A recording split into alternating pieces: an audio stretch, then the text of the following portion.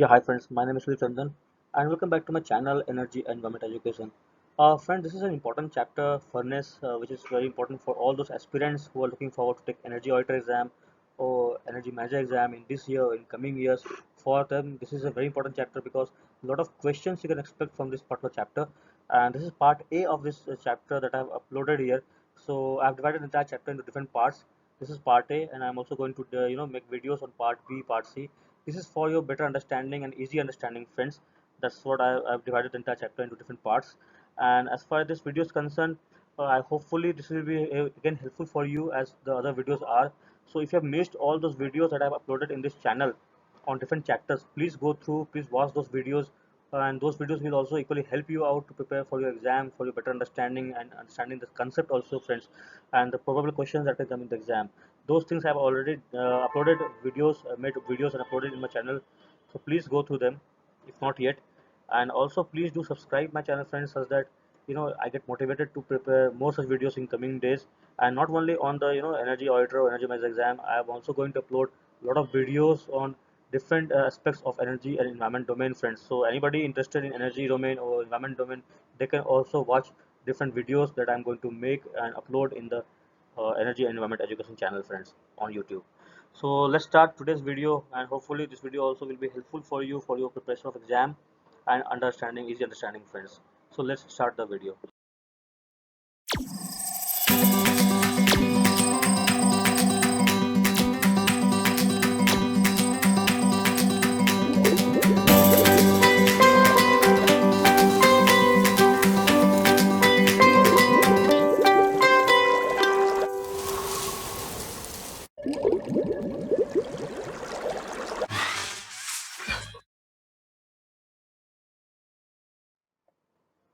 So let's start with the content first. So in this particular video, I'm going to discuss on the types and classification of furnace. This is the first topic which I'll cover. Also, I'll discuss about the characteristics of an efficient furnace and then a typical furnace system. These three topics I'm going to discuss on this particular video, friends. It's a very important. All these topics are equally important, and for the exam preparation also, it's equally important because a lot of questions you can expect from this part of the chapter also. So let's start the video with all this content that I'm going to discuss in this particular video, friends. So first of all, what is furnace?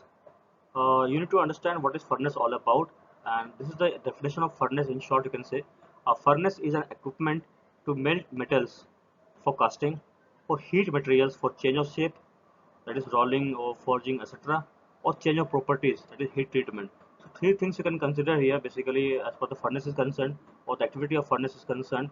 So it is a equipment which is used to either melt the metals or heat the materials, or you can say change the property of the concerned material, friends. So this is a important definition that you should understand. If you remember, if they ask you in the exam for to define a furnace or briefly explain the furnace, you can start with this particular definition, friends.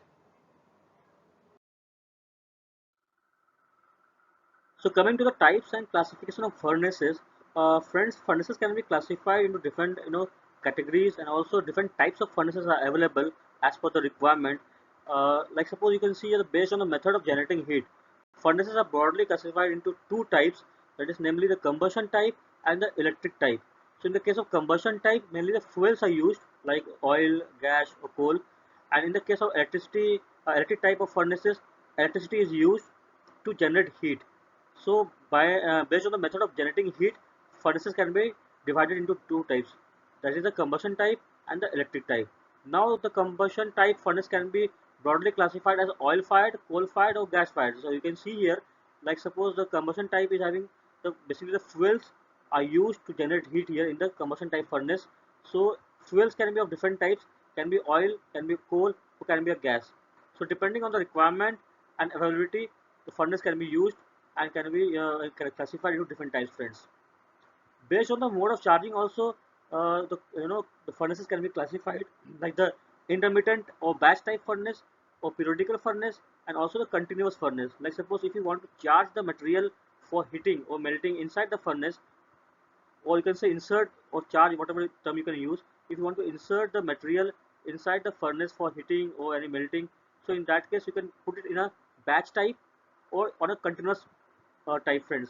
So if you're putting the charging the material as a batch type, so it will be a batch type furnace. Also, if it is the continuously you're charging the material inside the furnace, it will be a continuous type furnace, friends. Also, the based on the method of, or can say mode of waste heat recovery, as recuperative and regenerative furnaces are also available, friends. Another type of furnace classification is based on the mode of heat transfer, mode of charging, and mode of heat recovery. So you can see here basically three types you can classify, you can divide the furnace or basically on the mode of heat transfer, mode of charging, and also mode of heat recovery, friends. So you can classify the furnace into different types, friends. So if you look at this chart, friends, it's an important chart where the entire furnace classification is given here. So as discussed in the last slide, furnace can be classified into different categories. So you can see here, first of all, the furnace classification is done into three categories according to the mode of heat transfer, according to the mode of charging, and according to the mode of heat recovery. Now again, this can be subdivided like according to the mode of heat transfer, that can be open fire and also can be transferred to the medium, friends. According to the mode of charging, you have batch type and the continuous type. Batch type can also again be classified as forging type or re-rolling type or the pot type, friends. And continuous can be as a glass tank melting type, or you can say genetic recuperative type you can consider here. Same way, according to the mode of heat recovery, you have two types of furnaces or classified into two categories, recuperative and the regenerative, friends. So this is the entire chart which is very important. They may ask you in the exam also to draw this entire chart and also explain some of them. Either they may ask you to entirely explain this as a long answer type questions, and also may ask you to briefly explain at least some part of it, friends. So please do understand this chart carefully, do remember this chart, and also the processes or the different classifications that has been named, that has also to be understood, friends, as far as exam is concerned. Now coming to the characteristics of an efficient furnace, you may expect to have this question, friends, to briefly explain or state the different characteristics of an efficient furnace, friends. So first of all, you should understand furnace should be designed so that in a given time as much of material as possible can be heated to a uniform temperature as possible with the least possible fuel and labor. So when you call an efficient furnace or you state what is an efficient furnace, this is the entire characteristics should be there for the efficient furnace, friends. That is, with least possible fuel and labor, you must get the maximum output, friends.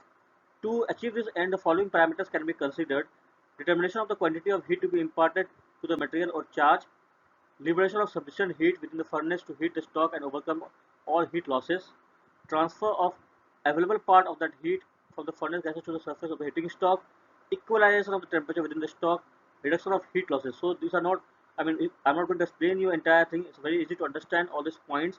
These points are equally important, and you must understand at least 5 points are there. And these points you may state it.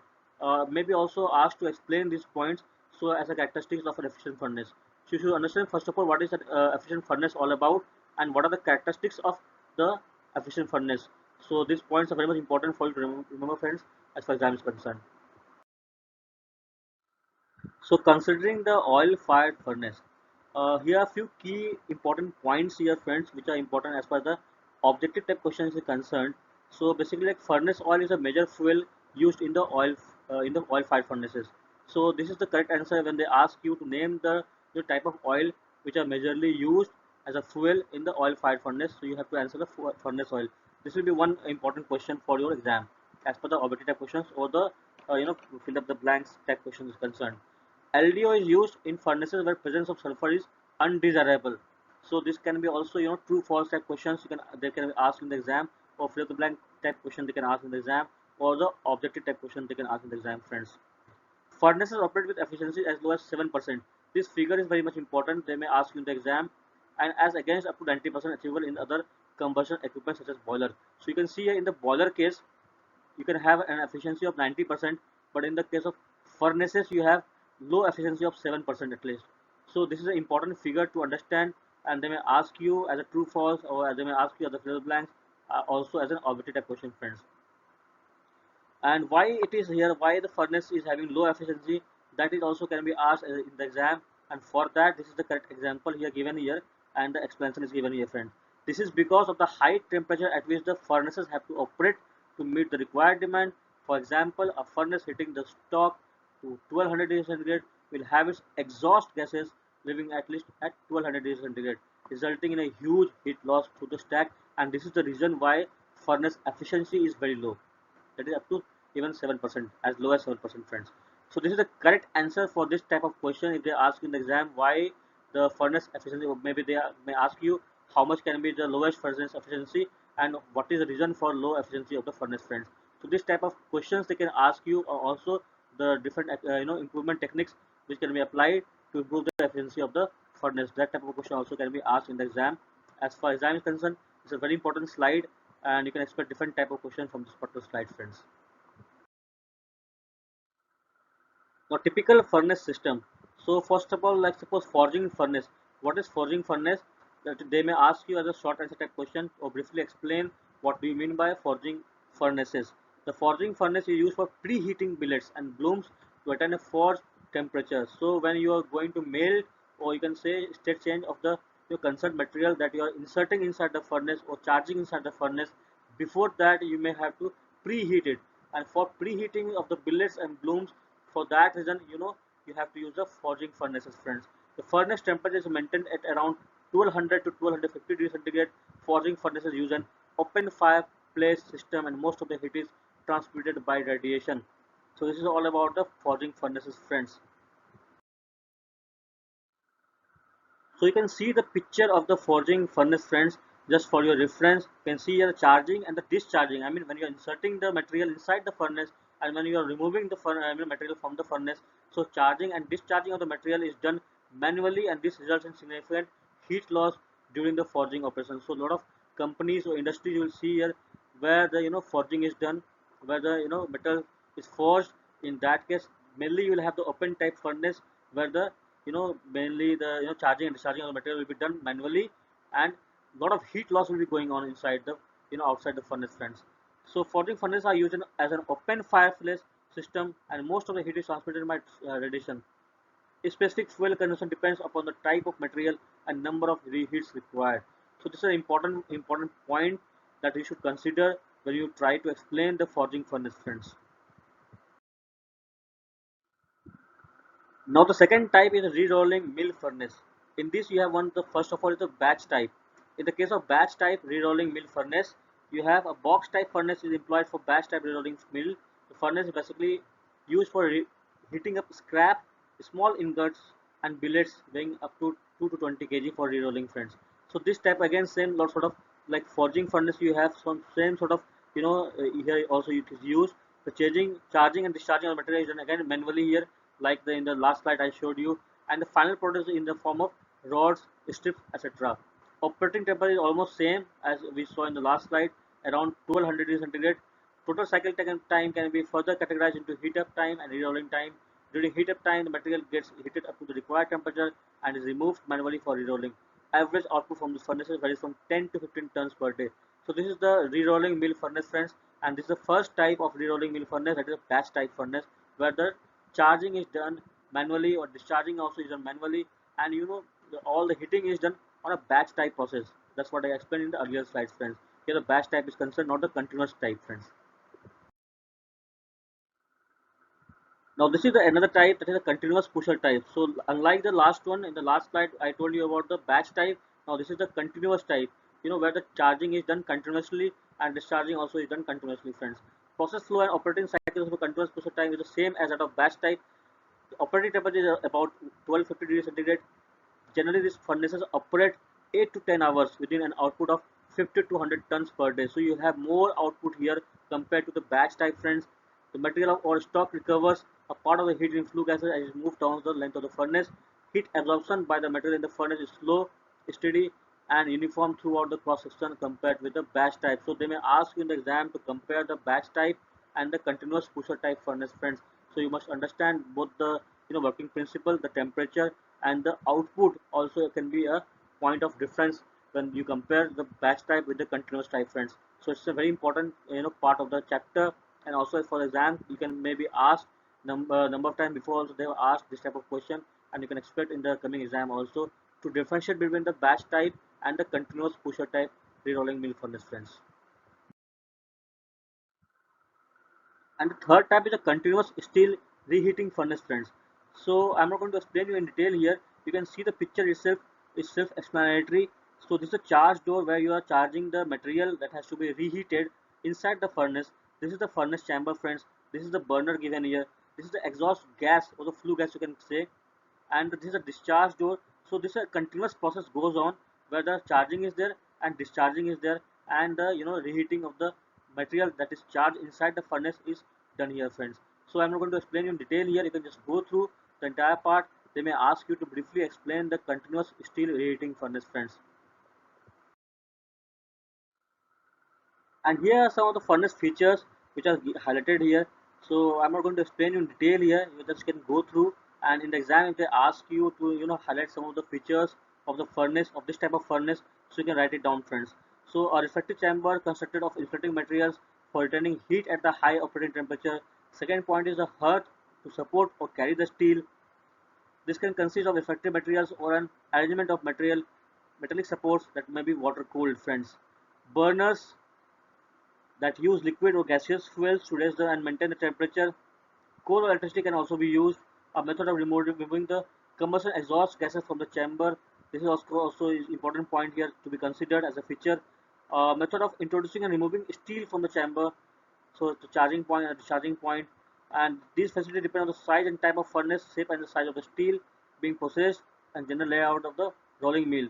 Common system include the roller tables, conveyors, and charging machines and furnace pushers, friends. So all these are the different features that has to be understood by you, has to be remembered by you. So in the exam, if they ask you to explain the different, the entire furnace and also the characteristics or the features of the furnaces, so you can write it down, friends. So it's very much important as far as exam is concerned. So with this, I am ending the part A of the chapter, friends, and I also continue with the part B. So I hope you must have understood the different points that I've discussed in this part of chapter, friends, and this particular video, friends. So hopefully this will help you to prepare for the exam, and we'll continue with the part B. Please be connected with me and do watch all the videos that I uploaded in the channel, friends. This will help you really to prepare for your exam, friends, and for your better understanding. So stay connected for the part B, friends. And last not the least, friends, please do subscribe my channel. This is my YouTube channel, Energy and Environment Education, and hopefully the videos that I'm going to upload and already uploaded is going to help you out in exam preparation for energy auditor exam, energy manager exam, and also you can other videos I'm going to upload on environmental sector, energy sector, which will help you out to prepare for better understanding and better concept development and skill development, friends, for your career also. So please do subscribe the channel if not yet. This will motivate me to prepare more such videos in coming days on different aspects on in the two sectors, energy and environment sectors. And also please press the bell icon, friends, if not yet, such that you get the instant notification as soon as I post a new video in coming days. This is my WhatsApp number. You can call me. You can write it. Message me, text me for any query if you have related to this video or content of the video or any other videos that you go through in the channel, friends. Also, this is my email ID. You can write it down any query if you have on this particular email ID, friends. So stay connected with me. Stay safe. We'll meet on a new video in coming days, friends. So please do watch all those videos that I'm going to upload and have uploaded on my channel, friends.